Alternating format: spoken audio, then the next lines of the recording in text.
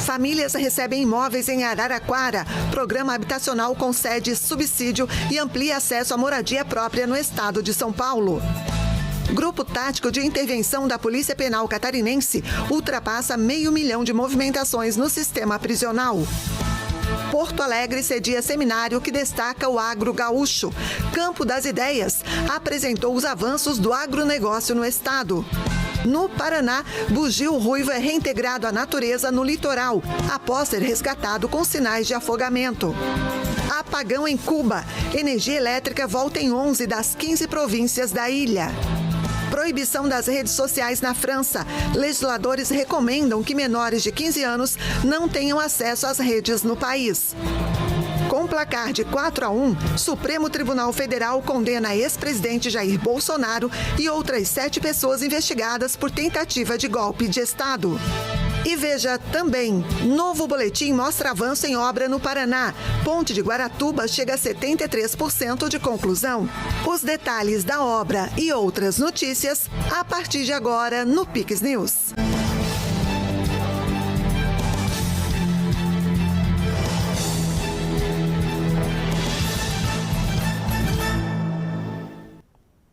Olá, sejam todos bem-vindos ao Pix News desta quinta-feira, 11 de setembro, agora no horário de Brasília, 8h03. Mais de 400 famílias de baixa renda receberam as chaves da casa própria no interior de São Paulo. O empreendimento faz parte do programa Casa Paulista, que oferece subsídios para apoiar a compra do primeiro imóvel. No residencial São Lucas, em Araraquara, 402 famílias receberam as chaves da casa própria. As unidades foram construídas em parceria entre o setor público e a iniciativa privada, com financiamento da Caixa Econômica Federal. Aqui é uma construtora privada que fez as casas e a Caixa Econômica Federal financiando. Então é uma parceria das empresas privadas, do município, na parte toda das autorizações, da legalização do local e também da Caixa Federal e do governo estadual do nosso governador Tarcísio. As casas têm 45 metros quadrados, distribuídos em 2 dormitórios, sala, cozinha, banheiro e lavanderia. Os lotes de 200 metros quadrados permitem futuras ampliações. A estrutura do residencial inclui ainda praças, pista de caminhada, quadra poliesportiva, academia ao ar livre e playground. Bom, 462 unidades habitacionais, 402 contempladas com Casa Paulista, que ajuda justamente naquele momento mais difícil. Por quê? Porque as pessoas normalmente pagam um aluguel e querem comprar uma casa própria e não dariam conta de pagar as 2 mensalidades, as 2 prestações. A Casa Paulista chega e ajuda ele a pagar as prestações da entrada. E passa, então, depois que mudar, que é o caso do dia de hoje, aí sim que ele começa a pagar as prestações da casa, pela Caixa Econômica Federal. Cada família contemplada tem renda de até 3 salários mínimos e recebeu subsídio de R$10 mil do governo estadual. O investimento total foi de R$4 milhões. O benefício é oferecido pela modalidade Carta de Crédito Imobiliário, que possibilita somar recursos estaduais, federais e do FGTS. Essa combinação reduz o valor das prestações e facilita o acesso à casa própria. Nós já entregamos 65 mil unidades habitacionais e nesse momento, iguais a essas aqui, nós temos mais 120 mil unidades habitacionais em todo o estado em construção. O maior programa habitacional da história do estado de São Paulo, a realização do nosso governador Tarcísio. E o governo do Paraná autorizou o convênio para a duplicação do contorno sul de Maringá, um corredor estratégico para a região noroeste. O contorno sul de Maringá é conhecido como um dos maiores gargalos de tráfego do Paraná. Caminhões pesados dividem espaço com carros de passeio, gerando congestionamentos diários e aumentando o risco de acidentes. A duplicação da via é um sonho antigo da população e do setor produtivo da região. Agora, esse sonho começa a virar realidade. O governo do Paraná vai investir R$450 milhões para duplicar quase 12 quilômetros, entre a BR-376 e a PR-317. O projeto prevê pavimento de concreto, 17 viadutos, uma ponte, pistas marginais e passarelas. Mas hoje é realmente trazer uma grande solução. Possivelmente essa vai ser a maior obra dos últimos 20, 30 anos de Maringá. Uma obra que chega a 400 e passa de 450 milhões É um projeto muito bem feito, doado pela sociedade civil organizada aqui de Maringá, que tem já essa tradição de ajudar o poder público com projetos. E estou feliz de estar anunciando essa obra, que agora passa, obviamente, para a Prefeitura fazer audiência pública, mas tendo a aprovação da audiência pública, autorizada a licitar essa obra, que vai resolver hoje um problema de Maringá e da região, que é a entrada de Maringá. Bom, é uma das obras mais complexas do perímetro urbano do governo do Paraná. Nós estamos falando de pavimento rígido, ou seja, um pavimento de primeiro mundo, 12 quilômetros. Só de interseções, nós temos 18 viadutos em 9 dispositivos ao longo do trajeto. Isso significa mobilidade, mas, acima de tudo, segurança viária. Então, é uma grande obra. Nós estamos trabalhando com uma força-tarefa no governo do Paraná para poder tocar essa obra em conjunto com o município. O projeto de duplicação do Contorno Sul foi doado pela Associação Comercial e Empresarial de Maringá. A obra é vital para o transporte de cargas e para o deslocamento entre cidades vizinhas. Por ele passam veículos com destino a Sarandi, Paissandu, Marialva, Campo Mourão e Cianorte. E essa obra vai trazer uma solução moderna, vai ser uma obra toda ela em concreto, vai ter o contorno todo ele duplicado, vai ter várias passagens em nível ali, que vai melhorar o ir e vir de um lado para o outro do contorno, além de trazer muito mais segurança, trazer mais tranquilidade para os moradores e vai beneficiar a região. O edital de licitação deve ser lançado ainda este ano pela Prefeitura de Maringá. A expectativa é que, com a parceria entre o governo estadual, município e sociedade civil organizada, a duplicação resolva definitivamente um dos maiores problemas de mobilidade urbana do Paraná. Em um recente balanço do Grupo Tático de Intervenção, o GTI da Polícia Penal de Santa Catarina, mostrou que a equipe movimentou mais de 500 mil de presos em 8 anos de atuação, com nenhum registro criminal ou administrativo relacionado às operações. Só no primeiro semestre de 2025, o grupo esteve presente em mais de 50 operações e movimentou internamente mais de 10 mil presos. Desde 2017, o GTI atua em ocorrências de média e alta complexidade dentro das unidades prisionais de Santa Catarina. A equipe é um dos agrupamentos especializados da Polícia Penal do Estado, vinculado à Secretaria de Justiça e Reintegração Social. O GTI desenvolve uma atuação estratégica em momentos que exigem pronta resposta e domínio técnico.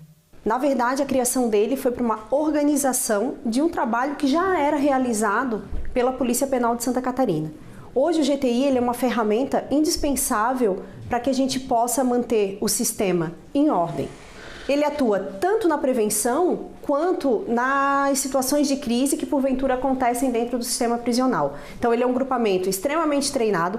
Nós já tivemos 2 edições do curso avançado de intervenção prisional, já tivemos uma edição do curso de interventor prisional, onde os nossos policiais são treinados especificamente para a atuação na intervenção. Para integrar o GTI, o policial penal precisa comprovar a aptidão em diferentes dimensões, sejam técnicas, físicas e psicológicas. O processo inclui a habilitação em armamentos, a aprovação em cursos institucionais e liberação por parte dos superiores da unidade, da diretoria e da coordenação do grupo.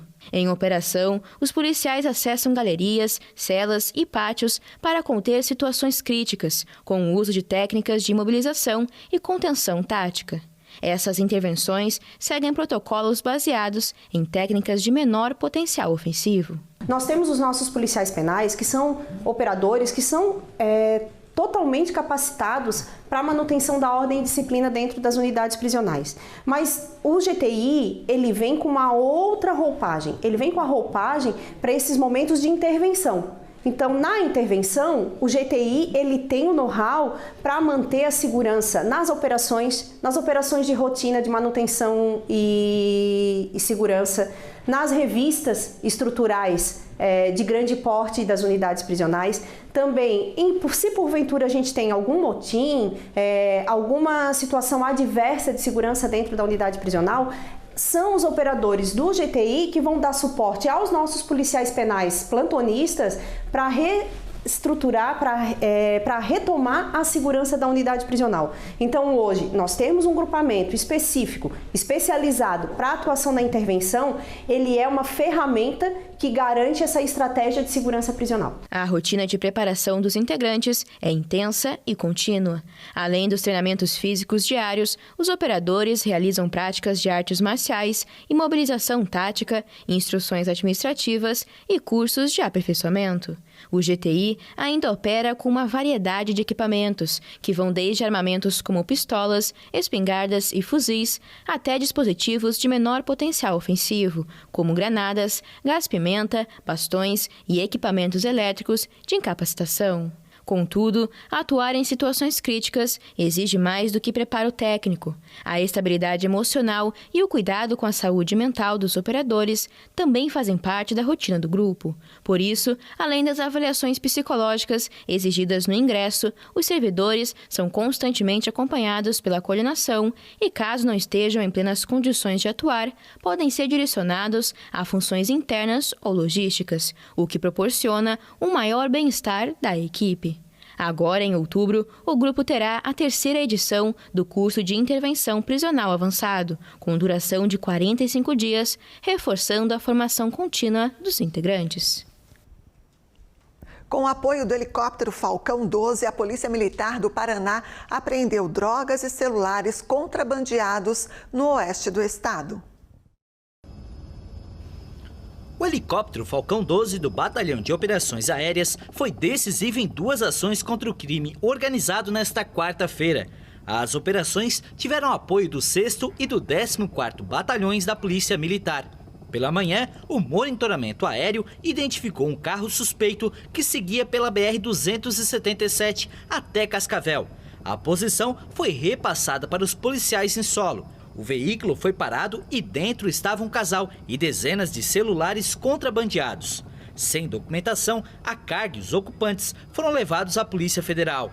Já perto do meio-dia, o helicóptero foi novamente acionado, desta vez para acompanhar outro carro que desviava pelo pedágio de Santa Terezinha de Itaipu. Com apoio do 14º Batalhão, a abordagem foi feita em São Miguel do Iguaçu. No veículo, os policiais encontraram 120 quilos de maconha. 2 homens foram presos em flagrante. Porto Alegre sediou hoje o seminário Campo das Ideias. O evento reuniu produtores rurais, especialistas, pesquisadores e também lideranças do agronegócio para debater os principais desafios e inovações do setor. Na solenidade de abertura, o governador Eduardo Leite aproveitou para destacar a força do agro gaúcho.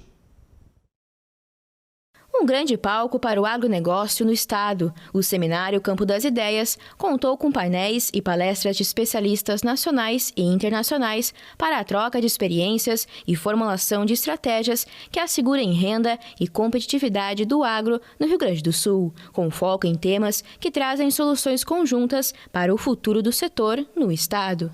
Entre as autoridades presentes, o governador Eduardo Leite aproveitou o espaço para destacar a relevância estratégica do agronegócio para a economia gaúcha, ressaltando também as principais dificuldades enfrentadas pelo estado que refletem diretamente no setor. Porque precisa ser debatido todas as circunstâncias que impactam no agro, que vão desde as questões geopolíticas, tarifas, até as questões climáticas que nos desafiam.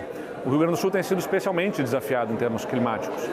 O que mais chamou a atenção do Brasil foram as enchentes, mas do ponto de vista econômico, as perdas mais vultuosas vieram dos ciclos de estiagens que afetaram duramente a nossa produtividade.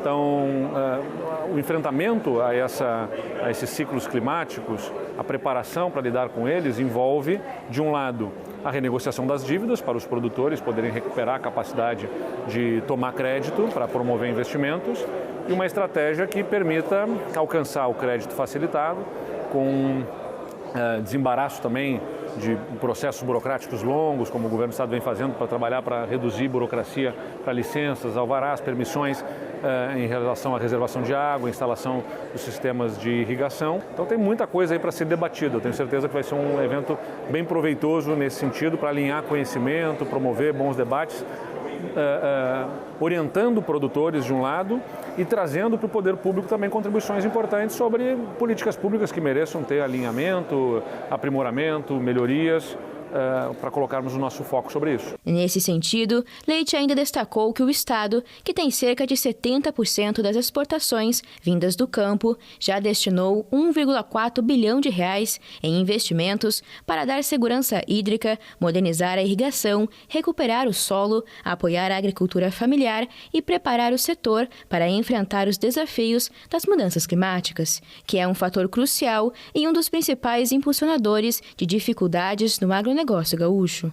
Durante o seminário, foram abordados ainda temas como a importância da inovação e da reflexão coletiva diante desses desafios. O seminário Campo das Ideias seguiu ao longo desta quinta-feira no Teatro Bourbon Country, na capital gaúcha. Um macaco da espécie bugio ruivo foi resgatado no Paraná quando tentava atravessar a nado de uma ilhota para outra na Baía de Guaraqueçaba, no litoral do estado. O animal está criticamente em risco de extinção, estando inclusive entre os 25 primatas mais ameaçados do planeta. Após ser encontrado no mar em 22 de agosto, com sinais de afogamento e desidratação, o mamífero passou por uma internação de 20 dias na clínica veterinária da Unicesumar, em Curitiba. Após exames de imagem, foi constatado que se tratava de um jovem macho bugio ruivo, espécie ameaçada de extinção, com populações dizimadas por febre amarela e pela perda de habitat. O macaco foi avistado por um colaborador do Instituto Chico Mendes, de Conservação da Biodiversidade, que pediu a colaboração do Instituto Água e Terra, o IAT, que nesta quarta-feira devolveu o animal à natureza em uma área de proteção ambiental no litoral paranaense. Autoridades alertam que ao avistar animais machucados ou vítimas de maus tratos, tráfico ilegal ou cativeiro irregular, o cidadão deve ligar para um órgão competente, que pode ser a Polícia Militar Ambiental, a Prefeitura, o Corpo de Bombeiros, o IBAMA ou ainda o Disque Denúncia 181.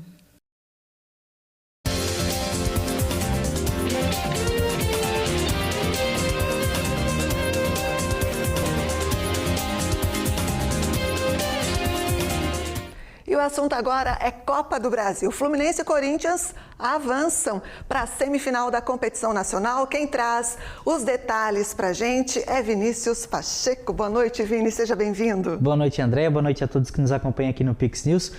Uma noite de classificação para Corinthians e Fluminense e também com muita polêmica nesta decisão de Copa do Brasil. A gente vai começar falando de Fluminense, que venceu em casa, placar de 2-0 sobre o Bahia. Fluminense que havia perdido o primeiro jogo por 1-0 jogando lá em Salvador, e com o gol já aos 38 do segundo tempo, com o gol do ídolo, Thiago Silva conseguiu a classificação. O primeiro gol do tricolor foi marcado após essa cobrança de pênalti e o Canóbio converteu para o Flusão. E o gol da classificação do Fluminense foi com o Thiago Silva após cobrança de falta. Ele de cabeça, o capitão do tricolor carioca, capitão da seleção brasileira em 2 Copas do Mundo, classificou por 2-0. Primeira partida havia perdido por 1-0 e conseguiu a classificação. Já o jogo entre Corinthians e Atlético Paranaense, o Timão conseguiu a classificação, mas com muitas polêmicas. E é isso que a gente confere agora. O Atlético Paranaense saiu na frente com o gol do Viveiros. Ele que roubou a bola lá no meio de campo, já no campo defensivo, na verdade, ali, né, no campo ainda de defesa do Atlético Paranaense, arrancou e fez este gol aí, um golaço do Viveiros. Mas com o auxílio do VAR, o juiz entendeu que houve uma carga nas costas do jogador do Corinthians e anulou o gol por a falta lá no início do lance, né? O Atlético Paranaense, o Furacão, também reclamou de um pênalti, marcado também em cima do Viveiros. Pênalti esse não marcado pelo juizão. O Timão não tinha nada a ver com isso e marcou o primeiro gol da partida, numa falha aí da defesa do Atlético Paranaense, converteu com o Rodrigo Garro para 1-0 para o Corinthians. O segundo gol foi marcado pelo Guinegão aí na força, na garra do Guinegão, marcando 2-0 para o Corinthians. O Atlético Paranaense teve a seu favor também um pênalti bem polêmico. O VAR não entendeu se essa bola foi dentro ou fora da área. chamou o juiz para analisar juntos. Eles não chegaram a um consenso de fato se foi dentro ou fora e marcou o pênalti.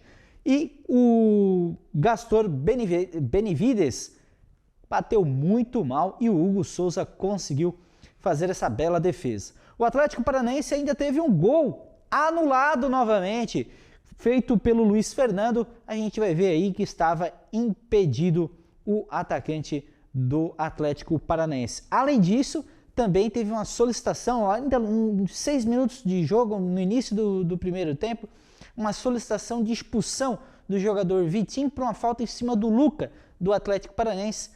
Expulsão essa que não aconteceu, intervenção essa que não teve do VAR. O Timão não tem nada a ver com isso, está classificado para a semifinal da Copa do Brasil. Que vai pegar quem? Vai pegar o vencedor de Cruzeiro e Atlético Mineiro, Clássico Mineiro aí então. No primeiro jogo, o Cruzeiro, a Raposa, venceu por 2-0 o Galo e neste momento estão em campo e o Cruzeiro está vencendo por 1-0.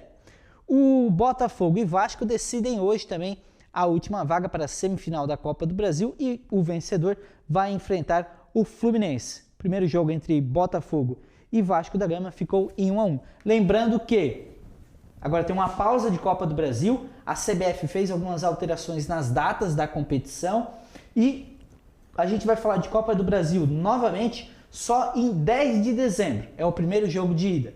E o jogo da volta, 4 dias depois, 14 de dezembro, a gente volta a falar de semifinal de Copa do Brasil. Lembrando que a final da competição vai acontecer nos dias 17 e 21 do mesmo mês, o último mês do ano. André, por enquanto são essas informações e a gente volta no decorrer da semana. Lembrando que esse final de semana tem a volta também do Brasileirão. Uma boa noite a você e a todos que acompanham aqui o Pix News. Obrigada, Vini. Boa noite. Agora intervalo e você vai ver a seguir. Autoridades americanas continuam busca por assassino de Charlie Kirk. STF condena ex-presidente Jair Bolsonaro e outras 7 pessoas investigadas por tentativa de golpe de Estado. E ainda, Ponte de Guaratuba, no Paraná, chega a 73% de conclusão. Voltamos em instantes.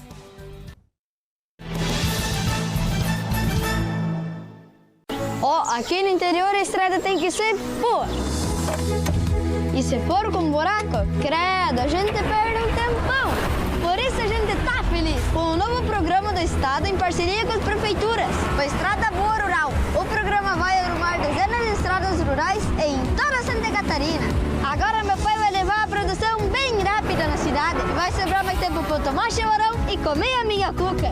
Estrada Boa Rural. Governo de Santa Catarina.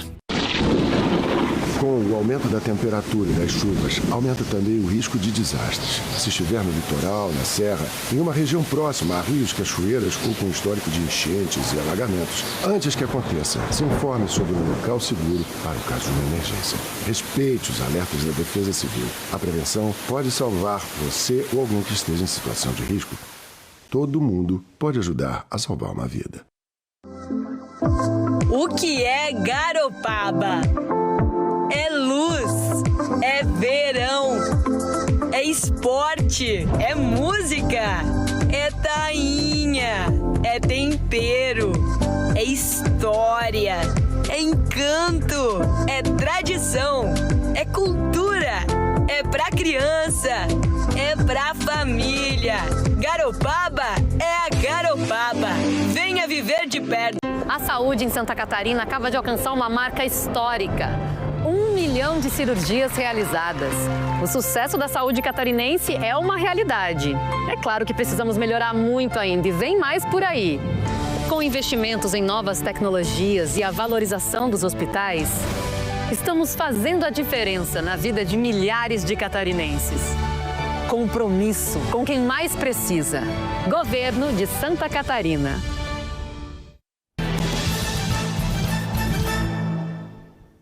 De volta com o Pix News, agora 8h26, vamos com alguns destaques internacionais. Autoridades dos Estados Unidos continuam procurando o assassino do influenciador Charlie Kirk, um apoiador de direita aliado político do presidente Donald Trump. O influenciador levou um tiro no pescoço enquanto falava em uma universidade no estado de Utah na quarta-feira. O ataque ocorreu durante um evento organizado pelo movimento Turning Point USA, cofundado por Kirk. O autor do disparo continua foragido, apesar das operações realizadas por agentes federais, estaduais e locais.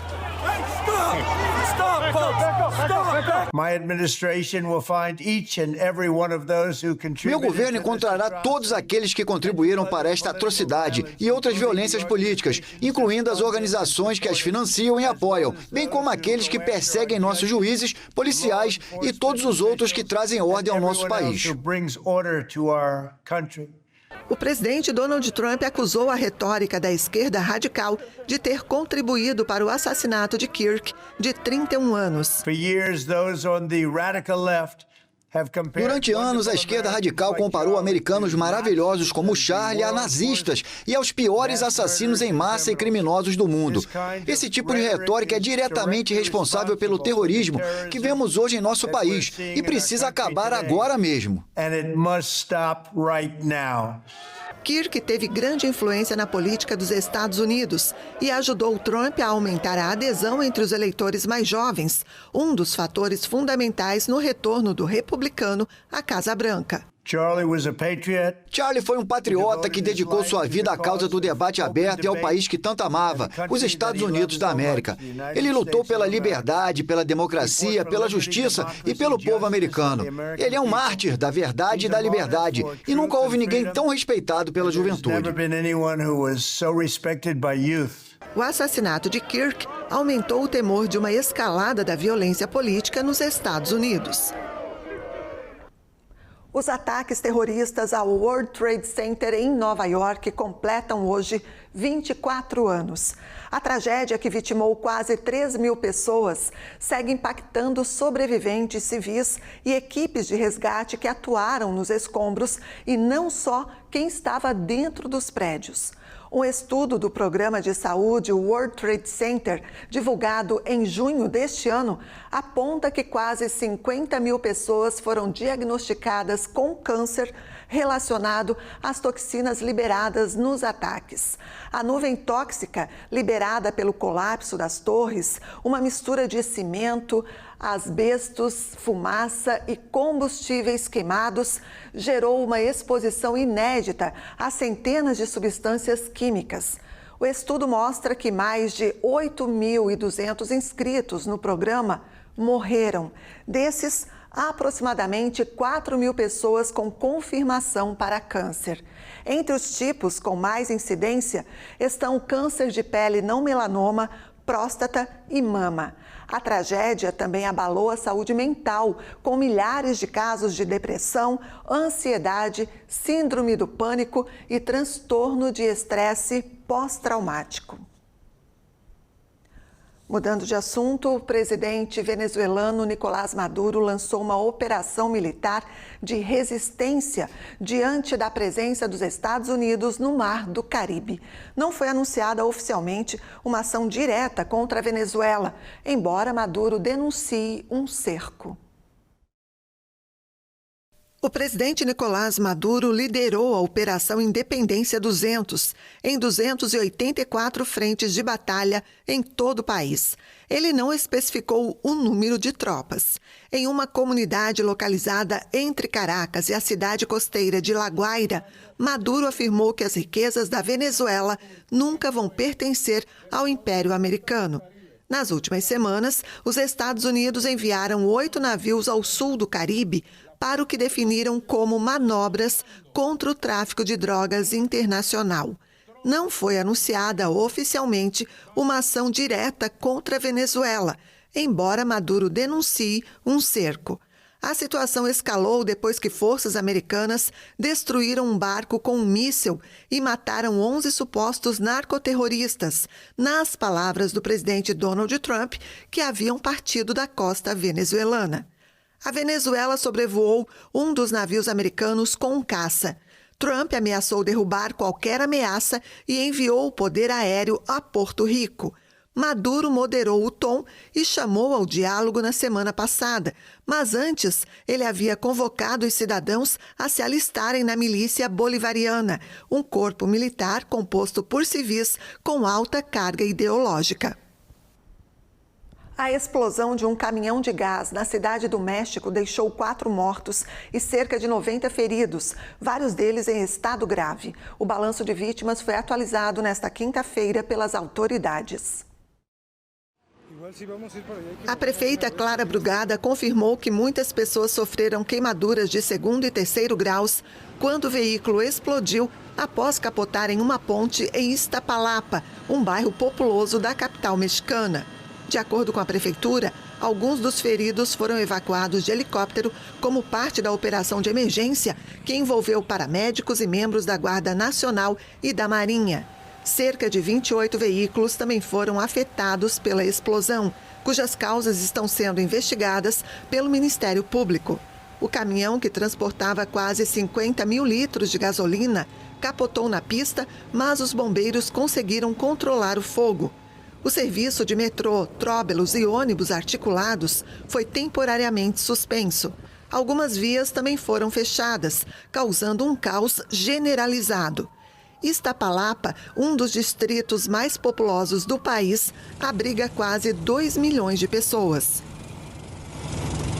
A energia elétrica foi restabelecida em quase todas as províncias de Cuba, que sofreram um corte generalizado de quase 24 horas. Este foi o 5º apagão total em menos de um ano na ilha. A situação paralisou as atividades da maioria dos cubanos, no 5º apagão total em menos de um ano na ilha. Em Havana, onde 79% da população tinha retomado o serviço, o tráfego e as atividades praticamente voltaram à normalidade. Na quarta-feira, o apagão generalizado surpreendeu os cubanos pouco depois das 9 horas no horário local, quando muitos tinham saído para trabalhar, levar as crianças para a escola ou fazer compras. Estes cortes generalizados paralisam a atividade econômica da ilha e complicam a vida dos moradores. O Ministério da Energia informou que um alarme falso de superaquecimento na caldeira da central termoelétrica Antônio Guiteras, situada no centro da ilha, fez a usina mais importante do país parar de funcionar e desencadear a queda do sistema nacional. Este foi o 5º corte generalizado de eletricidade desde outubro de 2024. Há mais de um ano, Cuba enfrenta uma severa crise energética pelo mau estado de sua infraestrutura elétrica.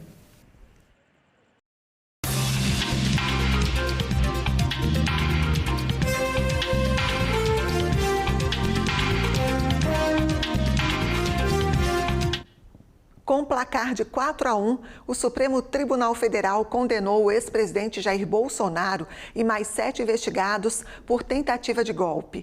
Mauro Cid, colaborador em acordo de delação, pegou uma pena de 2 anos em regime aberto. Bolsonaro foi condenado a 27 anos e 3 meses, começando em regime fechado. Assunto para o jornalista Tiago Pereira, que chega, claro, para comentar. E agora, Tiago, quais os próximos passos depois da decisão do STF? Boa noite, bem-vindo. Além das penas, tem agora, como tem militares nesse processo, a decisão dos cargos, né? Inclusive temos um deputado federal que certamente será enviado ofício à Câmara dos Deputados para a perda de mandato. Isso deve ser avaliado pelo Congresso Nacional. E depois tem ainda o mandado de prisão, né? E aí resta a dúvida, o principal, o mais icônico, Bolsonaro, onde será cumprida a pena, né? Se será numa sede da Polícia Federal, igual o presidente Lula cumpriu por 500 e poucos dias, ou se será no presídio da Papuda, icônico, onde, por exemplo, o Maluf já cumpriu pena, né? E tem também depois o julgamento desses militares no Superior Tribunal Militar, ou seja, o assunto não para. Fora isso, a anistia, né, a indicação de Bolsonaro para a presidência 2026 e por aí vai. Boa noite a você, obrigado pela sua companhia sempre aqui e de você, audiência qualificada que está sempre conosco de segunda a sexta ao vivo. Vamos então trazer mais detalhes sobre esse julgamento que ainda está acontecendo paralelo ao nosso telejornal, nós estamos com a transmissão ao vivo do julgamento lá no nosso canal no YouTube, mas só corre para lá depois. Bom, ao final da pena, Bolsonaro, líder da direita nacional, estará com 97 anos de idade, ou seja, o Supremo coloca uma pá de cal na vida política de Bolsonaro. Sem corrupção, sem desvio de dinheiro público, sem acordo com empreiteiras em causa própria, sem instituto para blindar o patrimônio, sem irmão envolvido em sindicato bilionário, beneficiado com recursos dos aposentados, sem acordo com países da mesma ideologia, os amigos, irrigando ditaduras com dinheiro do Fundo de Garantia do Trabalhador Brasileiro. Sim, o presidente que não fez nada disso que eu falei foi condenado a 27 anos de prisão por não ter praticado um golpe sequer tentado por alguns membros, aí sim, do seu ex-governo. Sem provas, o Supremo colocou, sabe-se lá como, Bolsonaro no banco dos réus, por segundo Alexandre de Moraes e a Procuradoria-Geral da República ter manobrado um grupo de vândalos a cometer crimes, invadindo e depredando as sedes dos 3 poderes. Com muitas ressalvas dos juristas brasileiros, os mais renomados, um processo icônico coloca 4 ministros da primeira turma para a história em um acordo controverso para eliminar o principal líder da direita da política brasileira, deixando o caminho livre para Lula e a esquerda radical, quem sabe ficarem mais 19 anos no poder. Mas a luz do fim do túnel pode começar a brilhar quando ele, Bolsonaro, vedado de dar entrevistas e sair nas ruas, apontar, fazer assim com o dedo, quem será o seu sucessor na eleição histórica do ano que vem, que precisa, de uma vez por todas, colocar o país nos trilhos, numa busca de união e reconstrução de verdade. Afinal, nós viramos um canteiro de obras. Sim, de obras paradas. Com esse ato, o Brasil entra para uma divisão ainda maior, aumentando os ânimos para o pleito do ano que vem, que será o mais polarizado da história. E aqui eu falo sem nenhuma dúvida. Na tela nós vamos ver como é que chegaram esses ministros da primeira turma no Supremo. Vamos lá, fazer uma análise no tempo. Carmen Lúcia foi indicação de Lula lá em 2006, a ministra há mais tempo de todos os 5 da primeira turma. Luiz Fux foi indicação de Dilma Rousseff lá em 2011. O Alexandre de Moraes foi uma indicação do presidente Michel Temer em 2017. A gente faz também a reflexão de que Michel Temer assumiu após o impeachment da ex-presidente Dilma Rousseff. Cristiano Zanin foi indicação de Lula em 2023, o advogado que o descondenou, que entrou com ação no Supremo Tribunal Federal, esse mesmo Supremo que agora condena Jair Bolsonaro. E Flávio Dino foi também uma indicação de Lula. Flávio Dino até então era ministro de Lula da Justiça e também foi governador do Maranhão, foi senador da República, tem um histórico político muito forte, uma indicação, no mínimo, controvérsia, talvez até mais do que o próprio Cristiano Zanin, que é jurista, advogado por formação, diferente de Dino, que já foi também juiz, mas largou a toga para entrar para a política. E aí a gente também faz uma observação que o ministro Alexandre de Moraes, indicado por Michel Temer, assumiu a vaga do ex-ministro Teori Zavascki, morto num acidente de avião, acidente aéreo. Olha, por fim, os próximos passos que a André me perguntou lá no começo, quais são, Tiago? São tantos, gente. O processo de anistia, que deve ser votado no Congresso até quarta-feira que vem, com ampla cobertura a todos os envolvidos, desde os do ato de 8 de janeiro, que esses sim cometeram crime, até os investigados no processo de tentativa de golpe que corre no STF, esse que a gente está comentando. Depois, certamente, a defesa de Bolsonaro, com pomposos argumentos, deve recorrer ao plenário do STF, pedindo a anulação do processo, já que há na legislação a interpretação da possibilidade do Supremo não ter competência para julgar essa ação. Esse fato tão falado ontem por Luiz Fux. Além, claro, das provas apresentadas pelo ex-assessor de Alexandre de Moraes no Tribunal Superior Eleitoral, Eduardo Tagliaferro, que está na Itália, que apresenta a manipulação de provas para incriminar políticos e aliados de Bolsonaro. Lá, ele diz, só se investigava pessoas da direita. Com provas menores, eu lembro aqui, colhidas por um hacker sigiloso, essas conversas criadas pelo Intercept, o Supremo anulou as condenações de Lula e todos os réus confessos da Lava Jato. Agora, Tagliaferro, com cara, coragem e provas, nem o Supremo abriu nenhum espaço numa possibilidade de investigação, o Congresso se cala e a grande mídia, apenas a Rede Bandeirantes de televisão, trouxe em seu telejornal em rede aberta essas denúncias. Por enquanto, Globo, SBT e Record ainda não divulgaram essas declarações e provas trazidas por Tagliaferro. Vamos então ver como é que ficaram as penas dos réus agora condenados. Primeiro foi Jair Bolsonaro, 27 anos e 3 meses de prisão em regime fechado, ex-presidente da República. Depois a gente teve o Braga Neto, 26 anos de prisão, regime fechado, ex-ministro da Defesa. Tivemos também o Almir Garnier, o ex-comandante da Marinha, regime fechado, 24 anos de prisão. Augusto Heleno, talvez o mais idoso de todos, 21 anos de prisão em regime fechado. Ele é ex-ministro do Gabinete de Segurança Institucional, o famoso GSI. Na próxima tela a gente tem Vamos primeiro para o Mauricide, que foi o primeiro, na verdade, que é o delator desse processo. O ex-ajudante de ordens de Bolsonaro foi condenado a 2 anos de prisão em regime aberto. Aqui está semiaberto, mas em regime aberto. Depois, o Alexandre Ramagem, 16 anos de prisão, regime inicial fechado, ex-diretor-geral da BIM. Esse é deputado federal atualmente. Vai um ofício para a Câmara dos Deputados para então pedir a cassação do mandato dele.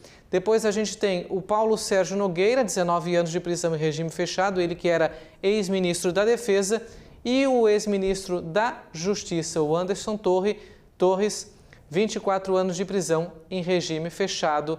Esses são os 8 condenados no julgamento do plano de golpe, entendido aí pela maioria da primeira turma do Supremo Tribunal Federal.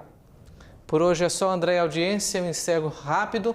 Agora vem a matéria de uma obra importante e imponente da Ponte de Guaratuba, coordenada por ele, Ratinho Júnior, um dos nomes que pode sim ou não ser indicado por Bolsonaro a concorrer à presidência da República em 2026.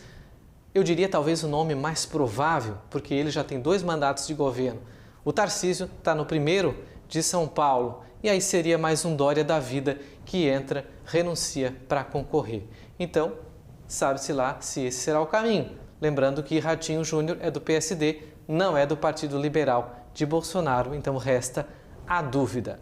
Eu fui, amanhã eu volto, porque amanhã é sexta-feira, a gente vai atualizar os desdobramentos, porque o julgamento continua com essas nuances que eu falei aí de cargos e indicações, o que vão se fazer a partir de agora, e uma multa aí de 30 milhões de reais no conjunto para todos esses investigados. Tchau. Tchau, Tiago. Obrigada e até amanhã, então.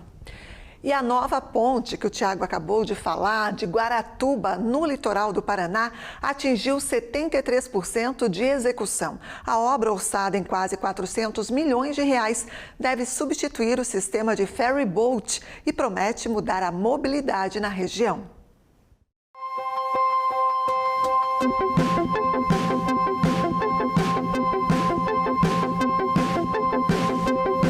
De acordo com o boletim de agosto, os trabalhos avançam tanto nos acessos quanto na estrutura principal. No trecho estaiado, considerado o mais complexo, já estão concluídos os pilares das torres e as primeiras etapas de concretagem. Também foram instalados os primeiros cabos de sustentação da ponte. Na parte pré-moldada, 62 estacas foram concluídas, além das 16 vigas travessas. Já foram fabricadas 126 vigas longarinas e lançadas 110, o que permitiu a execução de 11 lajes do tabuleiro. janeiro, de um total de 23 previstas. Nos acessos, o lado de Matinhos, com 880 metros de extensão, recebe as obras de drenagem, terraplanagem e pavimentação. Já em Guaratuba, o maior desafio é o rebaixamento de um morro, com a movimentação de cerca de 200 mil metros cúbicos de solo. Além da mobilidade, os estudos apontam impactos ambientais positivos. Com a substituição do ferryboat, a expectativa é reduzir o ruído subaquático e favorecer o retorno de espécies marinhas, como o boto cinza e as tartarugas, na Baía de Guaratuba. A previsão é que a ponte seja inaugurada em abril de 2026.